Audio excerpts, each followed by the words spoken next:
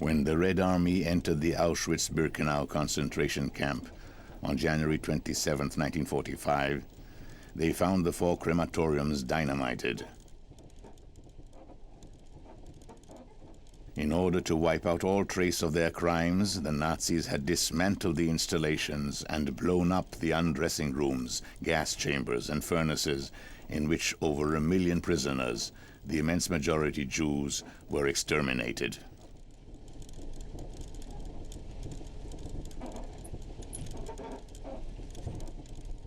The Sonderkommandos, those special teams of prisoners selected by the SS, were forced to operate the crematoriums. These were the first victims of the Nazis, anxious to eliminate all witnesses. But a few of the Sonderkommandos survived the massacres, and 4 of them gave evidence to the tribunals. During the following weeks and months, several manuscripts in Yiddish were found buried under the ashes around the crematoriums. These manuscripts, written as the events were happening, and the testimonies given in the following weeks, reveal the modus operandi of the final solution, how the process of extermination was carried out at Auschwitz.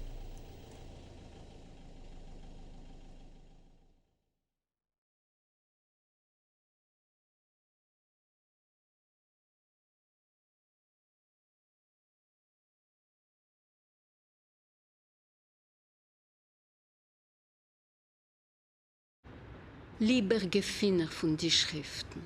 Dear finder of these writings, Gib dir lieber bloß a Teil.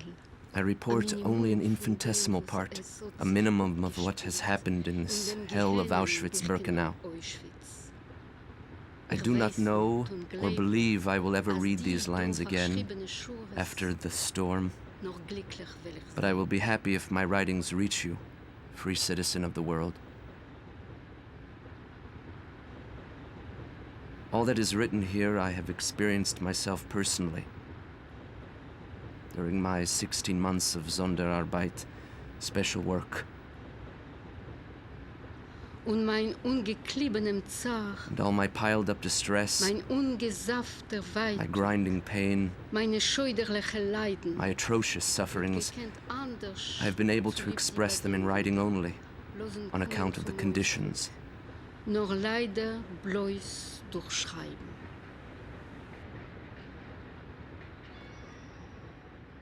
I, the undersigned, Dr. Nisli Miklos, physician, former prisoner of the KZ-11, number A8450, declare that I have written this deposition according to strict reality, exempt of all passion, without the slightest exaggeration, as eyewitness and involuntary participant in the work of the Auschwitz crematoriums. As head doctor of the Auschwitz crematoriums, I have to provide medical care to the SS personnel of the crematorium, as well as the Sonderkommando, who number about 860 prisoners. My name is Slama Dragon. I was born on March 19, 1920, at Zeromin, district of Sierpets. Unmarried, the son of Daniel and Malka Beckerman, both deceased. A tailor by trade, of Jewish religion, Polish nationality, and citizenship, residing at Zeromin before my arrest. My name is Henrik Tauber. I was born on July 8, 1917 in Schanov, unmarried, of Jewish religion, Polish nationality and citizenship, a boot machinist by trade. My name is Feinsilber Alter. I was born on the 23rd of October 1910 at Stoczek. I am a waiter, unmarried, an atheist, and of Polish nationality. I arrived at Auschwitz by train on December 7, 1942, in a transport of 2,500 Jews, men, women, and children of all ages from the Malava ghetto. This transport was received at the station by the Lagerführer Plage, the Rapportführer Palich, and the camp doctor Mengele. Already at the station, they made a selection. dividing us into two groups. The women and children in one group, the men in the other. From the men's group, they chose 400. I was in this group. We were led to the Birkenau camp on foot. Wenn ich bin in Lager do in Birkenau gekommen, when I arrived here at the Birkenau camp, there were already a few buildings in the muddy fields, and they were building more. It was on the 10th of December, 1942. bald beim ersten Reinkommen noch ein Sortieren, As soon as we entered, after the selection from a convoy of 2,300 people, they chose only 500. The rest went immediately to be gassed, mir nicht wissendig noch davon. although we didn't know anything about it yet. Missgelaufen unter dem Gejäg von Steckens von die Postens SS, We were running, pursued by the bludgeons of the SS guards, until we were absolutely unable to think of ourselves. so hat poshet keiner von uns nicht gewusst, Not one of us was knew what he was doing, wenn tut, nor when, was mit nor ihm how, sich beklagt. nor whatever was happening to him. We felt completely lost. Like automatons, we were running, pursued, not knowing where to run or why, or what to do. I am sure that at that moment, not one of us was living or thinking. Nicht gelebt, or considering. nicht gedenkt, nicht getracht. That's what they had made of us. Also hat man von uns gemacht.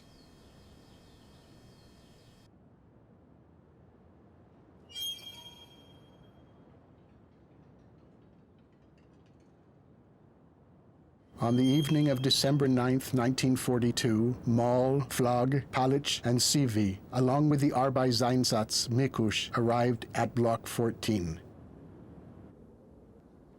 Moll announced he was going to choose workers for the rubber factory. We each went up to him. Moll asked each one his profession, examined him, and if he was strong and healthy, directed him to the group, which, according to what they said, was to work in the rubber factory. My brother and I declared we were professional tailors, and we were sent to this group. The next morning, after all the commandos had left for work, Moll arrived at Block 14 and gave the order, Sonderkommando raus. This was how we learned that we belonged to a Sonderkommando and not the commando destined to work in the rubber factory. We did not know what this Sonderkommando was.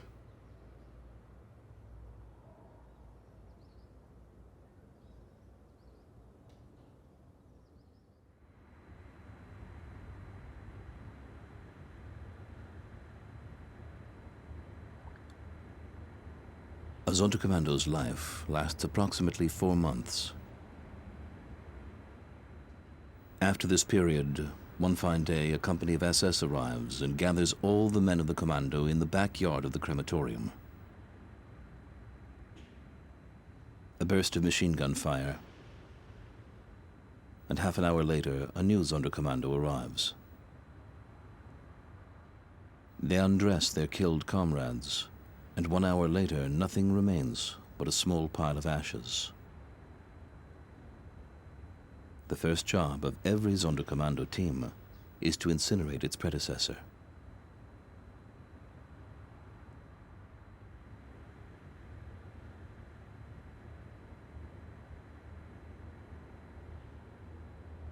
The day after our arrival at the crematorium, the SS Unterscharführer, whose name I forget, gave us a speech. He said we were going to do an unpleasant job, but that we had to get used to it, and after some time it would no longer cause us any difficulty. He spoke in Polish. At no point in his speech did he say a single word about the fact that we would be employed in the incineration of human corpses. He ended his speech with this order: Los and die Arbeit, get to work, striking us on the head with a riding crop.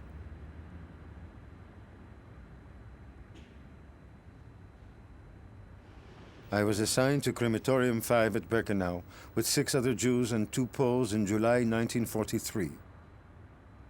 time, there already existed 4 crematoriums at Birkenau.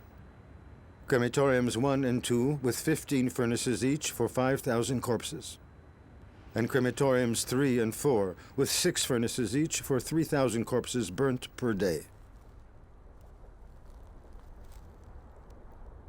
A total of about 8,000 corpses could be burnt per day in these 4 crematoriums. There were 2 shifts. The first from 7 in the morning to 5 in the evening, the second from 5 in the evening to 7 in the morning.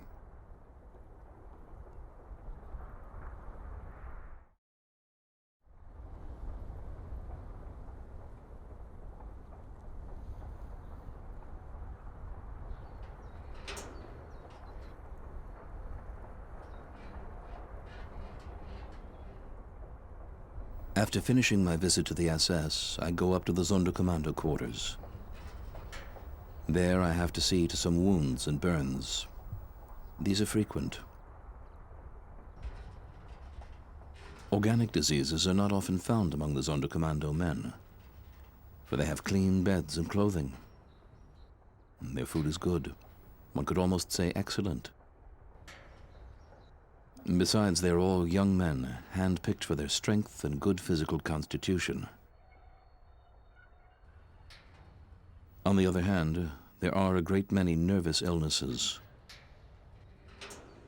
It is terrible knowing that here their brothers, their wives and children, their elderly parents, their entire people are perishing.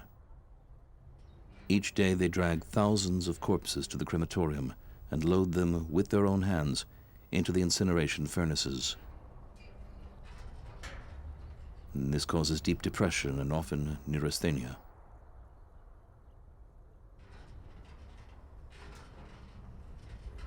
On my visits, there is always one who draws me aside and begs me to give him a safe, quick poison.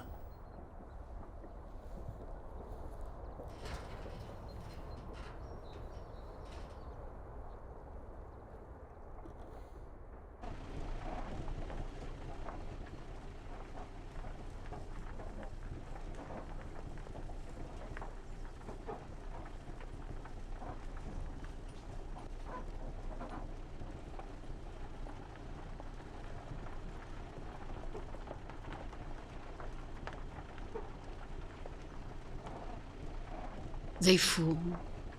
Alles ist geblieben gespannt. They are on their way. Sie, die Mörder, die Everything letzte is suspended, Verordnungen sie machten. tense. They, the murderers, give their last orders.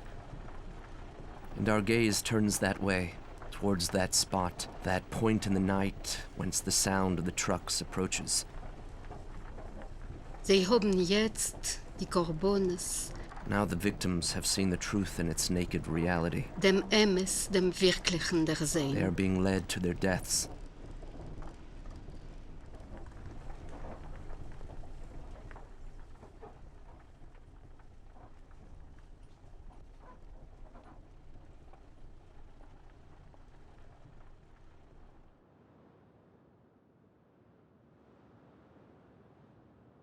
They feel their final hours near.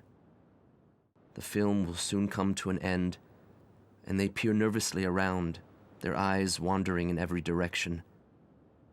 They search for something in the world, try to grasp one more mite of it, to imbue themselves with it before they die.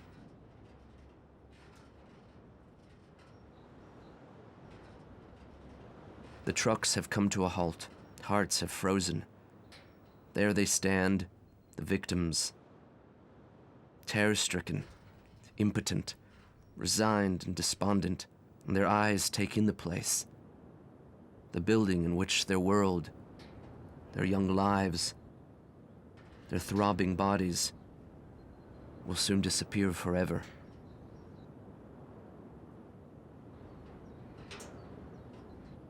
They throw down their luggage, everything they have brought for the journey. They no longer want anything, nor need anything. They let themselves be pushed out of the trucks without resisting, and fall as if in a faint, like cut corn into our arms. In unsere Ohrens gleich herein. Here, take me by the hand, dear brother. and lead me on the last part of the path from life to death.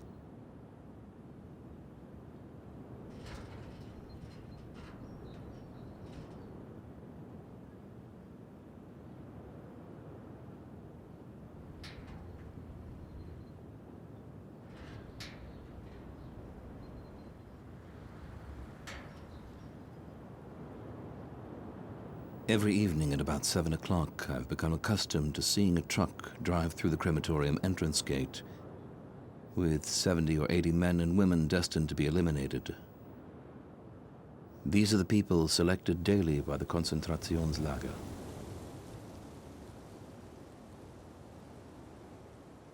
They come from the huts and the hospitals. They've been prisoners for several years, or several months at least, so they know with certainty what awaits them.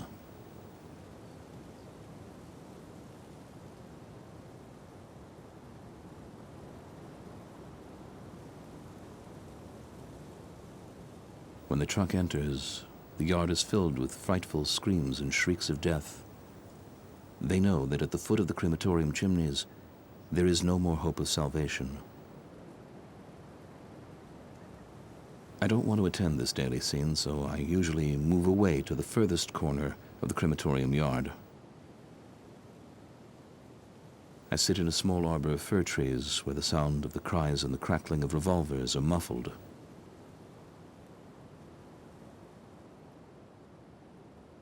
The truck stops not far from the windows. The occupants are very quiet. I conclude that they have been chosen not from the huts, but from the hospitals. They're all seriously ill. They haven't the strength to cry out or even get down from the platform of the truck.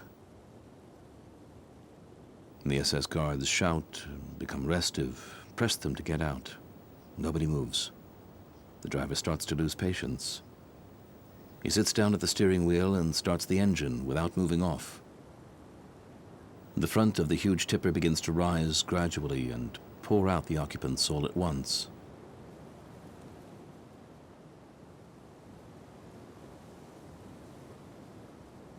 The victims are brought into the incineration chamber and placed in front of the Obersturmführer Musfeld's revolver barrel. Today he is the killer on duty, standing near the furnaces.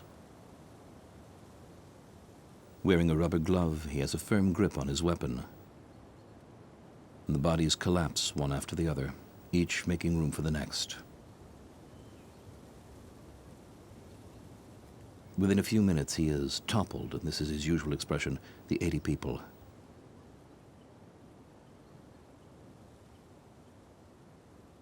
Half an hour later, they've been incinerated.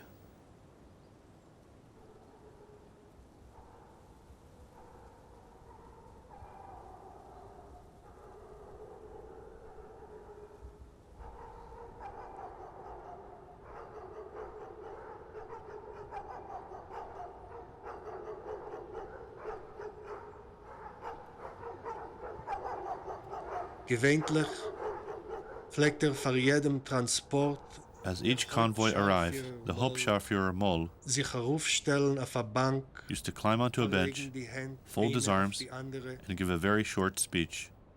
dass man geht in Boden rein und da wird man herabkommen nachher und von anderen Teilen in Arbeitsplätze. You go to the shower, then you come back here for distribution of work. And then, if anybody doubted the truth of his words, he whipped them terribly, provoking chaos and commotion to disorient the people.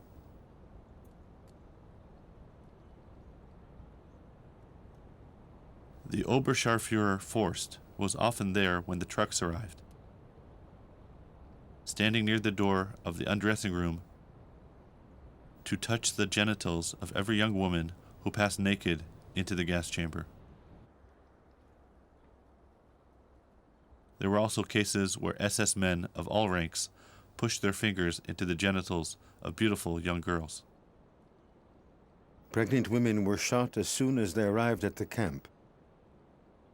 If pregnancy had not been discovered, the mother could give birth, but in secret. And of course, she had to lose her baby, or else she lost her life with the child.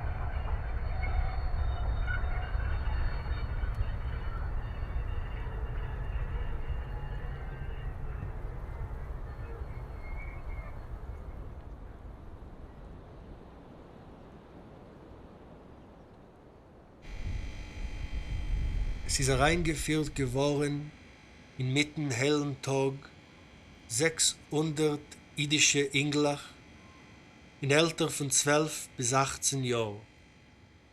In the middle of the day, they brought in 600 young Jewish boys, aged 12 to 18, all dressed in the striped uniform of the camp, all very thin and in tatters, wearing shoes or wooden clogs. The children looked so beautiful, so bright, so well built, they were dazzling in their rags. They were led by 25 heavily armed SS guards.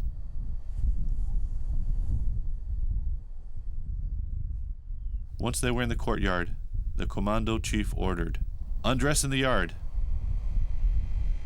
The children had seen the smoke from the chimney and at once realized they were being taken to their death.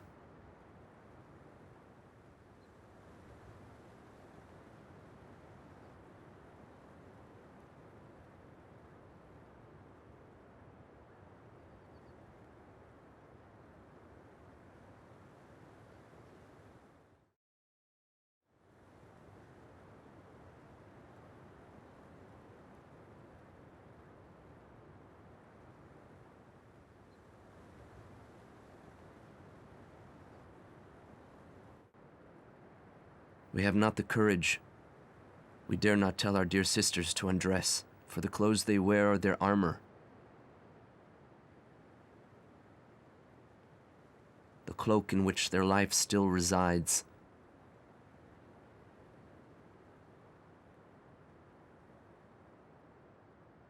From the moment they take off their clothes and remain naked, they will lose their last defense, their last support, the last mooring to which their life is anchored.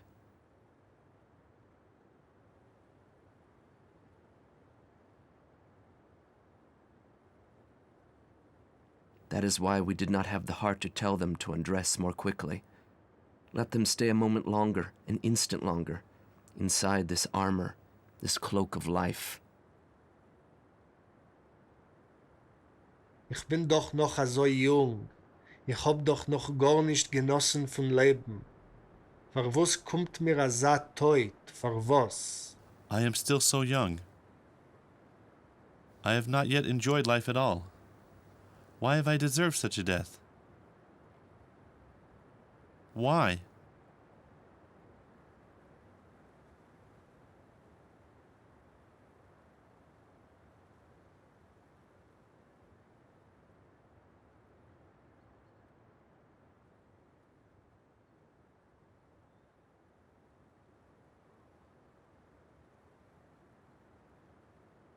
One woman tears at her hair and raves. When I approach her, I hear these words only. Wo bist du, geliebter meine? Where are you, my love? Why don't you come to me? After all, I am young and beautiful.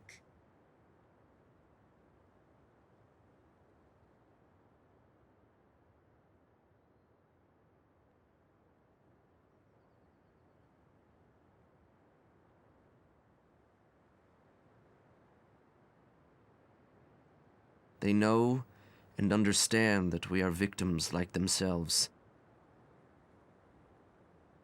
They speak because their hearts are overflowing, and before death they want to confide their pain to a man who is still alive.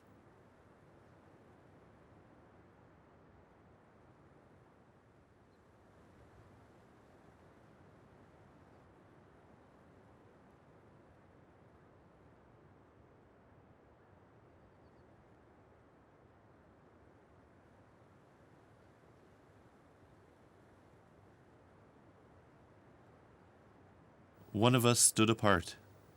He could not control himself any longer and burst into tears.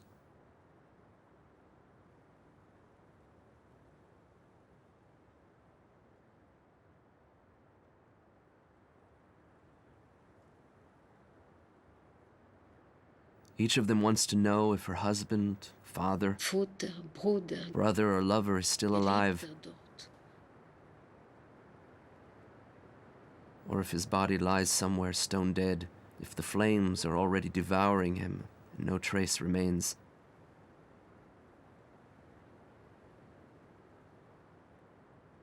And if she herself is left alone in the world with her unhappy child, already an orphan?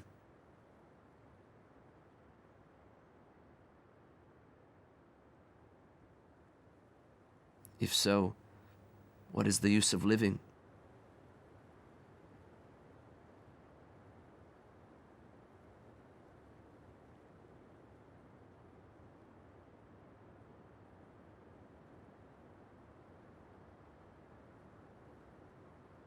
Why stay alive? Bravely she asks with a reckless voice. Tell me, brothers, how long does death take to come? Is it painful or gentle?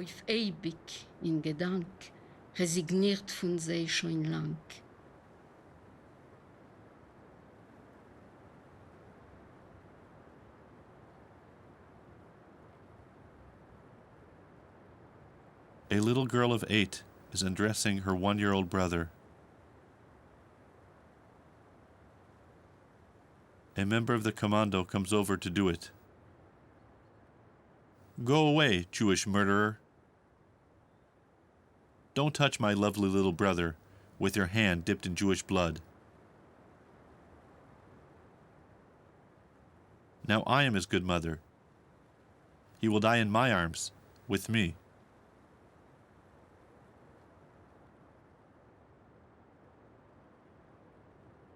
Some women rush upon us as if drunk with love, throw themselves into our arms and beseech us. They want to forget everything, to think of nothing.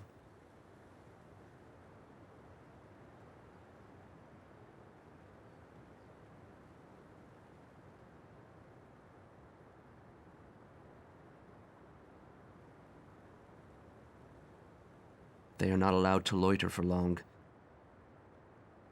The murderous beasts soon make their presence felt. The air is filled with the yelling of the drunken criminals in haste to satisfy their bestial eyes, thirsting for the nakedness of my beautiful, dear sisters. Baton blows rain on their backs, their heads, everywhere, and their clothes fall quickly to the ground. Some are ashamed, would like to disappear anywhere, not to expose their nakedness. But here there is no corner to hide in. Here modesty no longer exists. Morality and ethics go to the grave, along with life.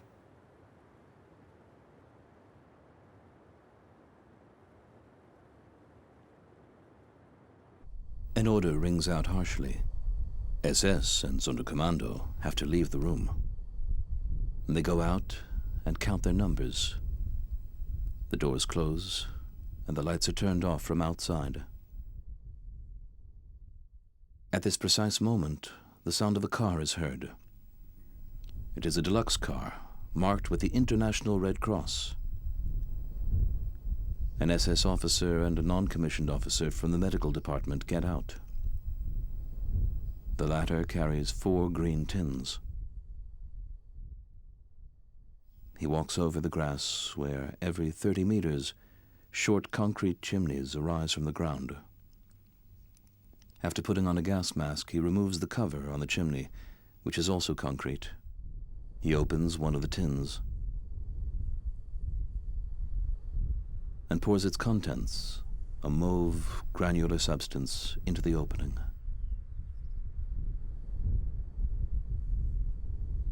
The substance is cyclone, or chlorine in granulated form, which produces gas on contact with air. The substance drops to the bottom of the chimney without dispersing, and the gas it produces escapes through the perforations, and in a few moments fills the chamber, packed with prisoners. Within 5 minutes, it has killed them all. In der Stillkeit von der Nacht hört sich 2 Porträts jetzt gehen. In der Licht von der Levone sehen sich die Silhouetten 2. In the silence of the night, footsteps are heard. Dem teuten Gas zu schütten. In the moonlight appear the 2 silhouettes. They put on their masks to pour the fatal gas. They carry 2 metal containers which will kill the thousands of victims underneath. Resolutely, they walk over to each orifice of the underground bunker, pour out the gas, then replace the heavy lid to prevent the gas from escaping. From the openings rises the deep moaning of the mass of people now battling with death. 2,500 lives henceforth lie stone dead.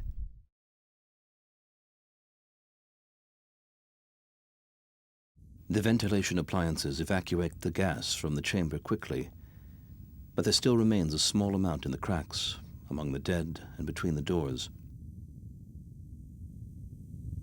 And this causes a strangling cough even several hours later. For this reason, the Sonderkommando group, the first to go into the chamber, are equipped with gas masks. The room is once again brightly illuminated. Then a horrible scene meets their eyes. The corpses are not lying dispersed all around the chamber, but piled up in a heap to the ceiling. The explanation is that the gas fills the lower layers of air and rises slowly to the top.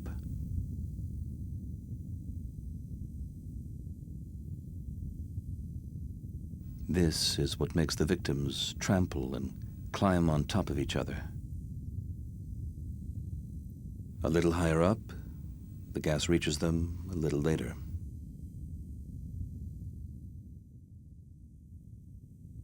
I notice that at the bottom of the pile of corpses are the babies and children, women and old people. At the top, the strongest. The bodies, showing numerous scratch marks produced in the struggle, are often entwined. The bleeding nose and mouth, the blue and swollen, deformed face make them unrecognizable.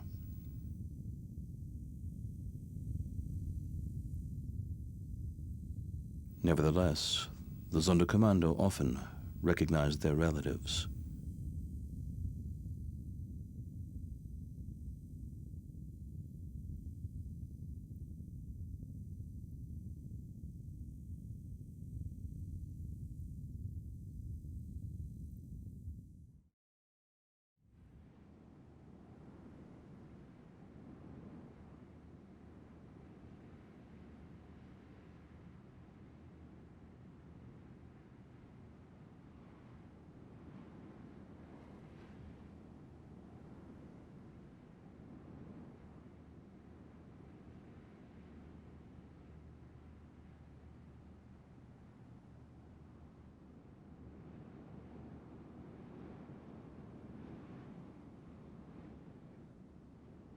Man muss das Herz, das Fühlbare, abtempen in ihm jedes weitogliche Gefühl. You have to harden your heart, stifle all sensitivity, dull all feeling of pain. You have to repress the atrocious suffering that sweeps like a hurricane through your body. You have to turn into a robot. Welcher seht nicht, See nothing, fühlt nicht feel nothing, und versteht nicht. know nothing. The Sonderkommando team, equipped with big rubber boots, line up around the mountain of corpses and flood it with powerful jets of water. This is essential, since the final act in death by gassing is involuntary defecation. Every dead body is sullied. The bathing of the dead having been completed, a job the Sonderkommando perform in total renunciation of the personality and deep distress of the soul. The separation of the entangled bodies begins. This is a very difficult task. They knot straps around the taut wrists, and with the aid of these straps, they drag the wet, slippery corpses to the lift in the adjoining room. 4 large lifts are in operation, and this is where they load the dead, 20 to 25 per lift. A bell rings to signal that the load is ready and the lift can go. It stops in the crematorium incineration chamber where wide double doors open automatically.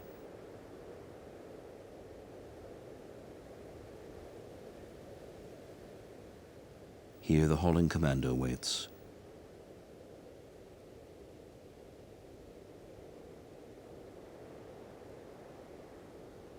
They fix the straps around the wrists of the dead again and drag them on specially constructed slides to unload them in front of the furnaces.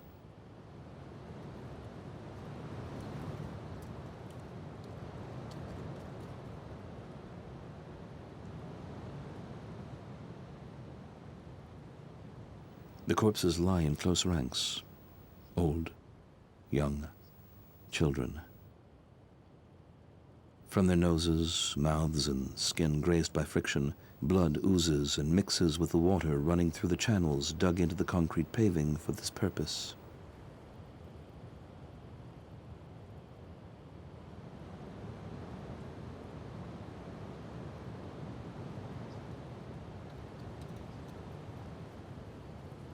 Die Viehs mit die Hand haben zu der Arbeit sich gestellt. Arms and legs have set to work. Here is a group of comrades, each assigned to his task. They pull, tear the corpses out of the tangle. Der war a Fuß, This one by a foot, der war a Hand. that one by a hand, whichever comes easiest. It seems the bodies will be dismembered as they are tugged this way and that. The corpse is dragged along the freezing, filthy cement floor, and the beautiful alabaster body sweeps up all the dirt in its path. The defiled body is seized and laid outside, face upwards. 2 frozen eyes stare at you, as if asking, Was gehst du, Bruder, mit mir da machen? "What are you going to do with me, brother?"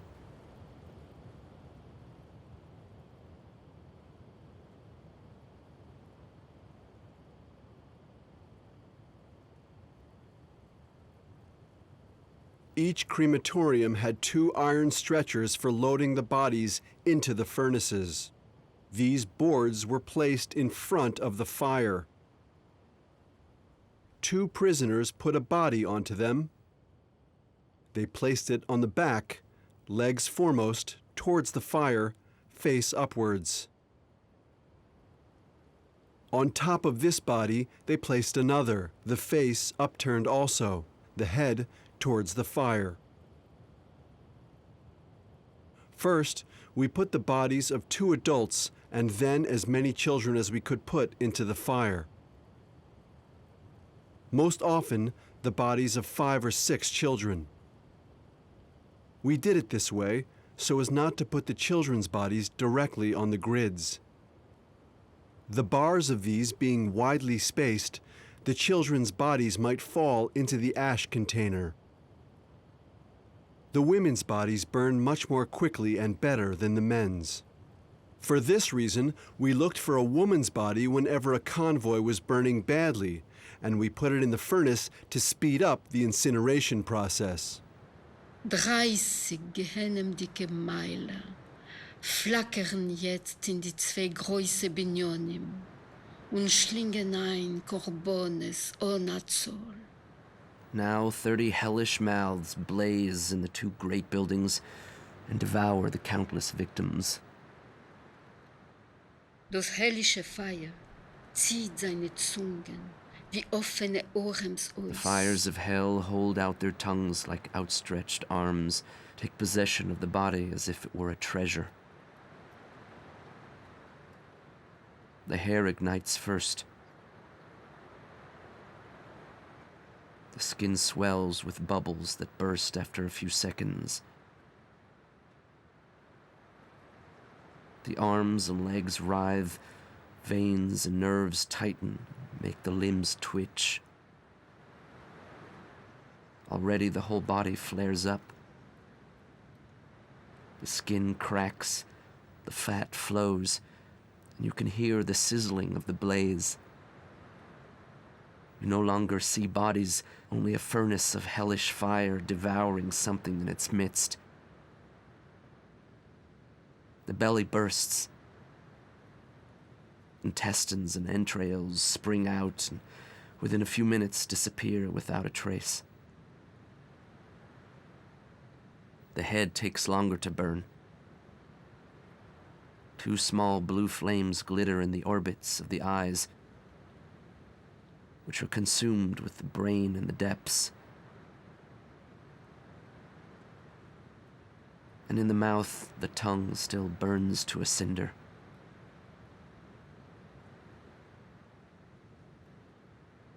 The whole process lasts 20 minutes.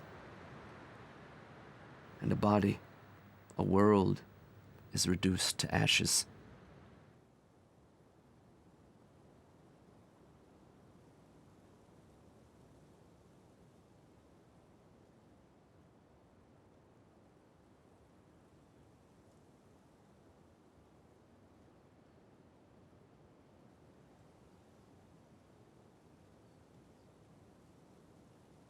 They direct here the surplus of the Jewish ramp. That is to say, those who cannot find room in the 4 crematoriums. The most horrible death awaits these. Here there is no water tap to quench the thirst after a several days' journey. There are no fallacious notices to dispel forebodings. No gas chamber that can be mistaken for a disinfection room. There is only a rustic house, in bygone times painted yellow, with a thatched roof. Its windows replaced by planks of wood. Behind the house, immense columns of smoke rise to the sky, diffusing the smell of grilled flesh and burning hair. In the yard, a crowd of some 5,000 souls, horror-stricken. All around, thick chains of SS with police dogs on leash.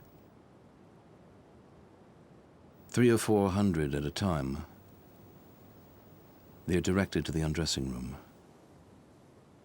There, driven with baton blows, they lay down their clothes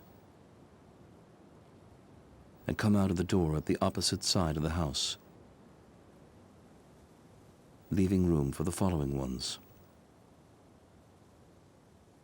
They come out of the doorway and immediately a Sonderkommando grabs them by the arm and holds them between 2 rows of SS along a winding path 150 meters long, bordered by woods, to the fire that was previously hidden by trees.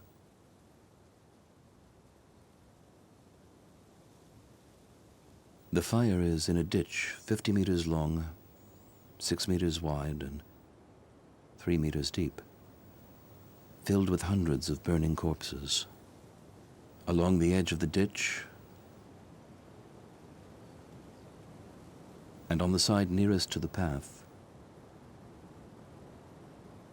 SS soldiers stand 5 meters apart, waiting for their victims. In their hands, they hold small caliber guns, 6 millimeters, used by the KZ for shooting at the nape of the neck. At the end of the path, 2 Sonderkommando men grab the wretched victims by the arm and drag them 15 to 20 meters to face the SS weapon.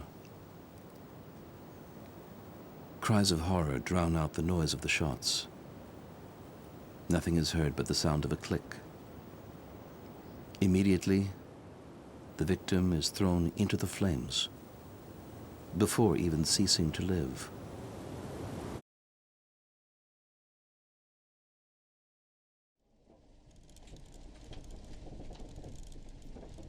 Wir haben schon bis jetzt genug gehabt. Wir haben schon alles über genug, schon von lang. Wir sollen noch unsere Hände müssen eintinken im Blut von den ungarischen Jiden. We had long had more than enough. Must we still soak our hands in the blood of Hungarian Jews?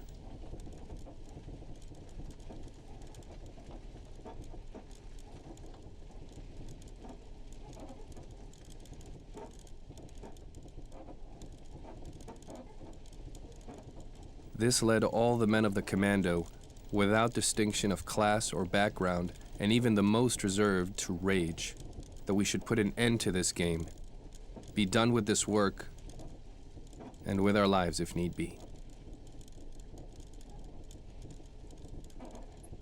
We, men of the Sonderkommando, had always said we were more especially threatened than any other prisoners in the camp, because the Germans would want to erase the traces of their misdeeds up to the present time at all costs. And they could only do this by annihilating all the men of our commando, sparing not a single one.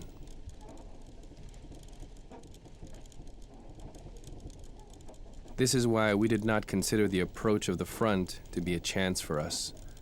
On the contrary, we saw the necessity to launch our action a little earlier if we were yet to achieve anything in our lifetime.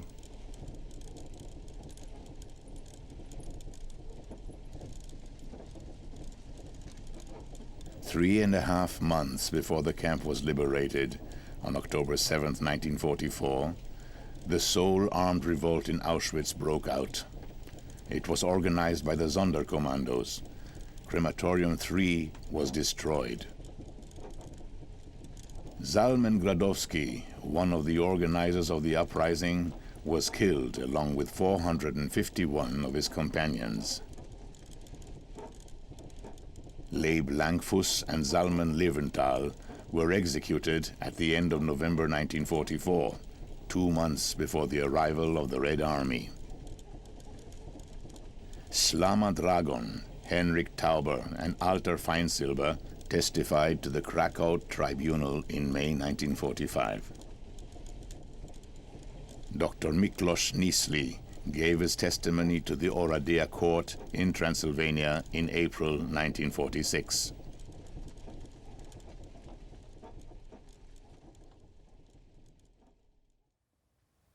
On March 5, 1945, near Crematorium 2, Zalman Gradowski's first manuscript was found.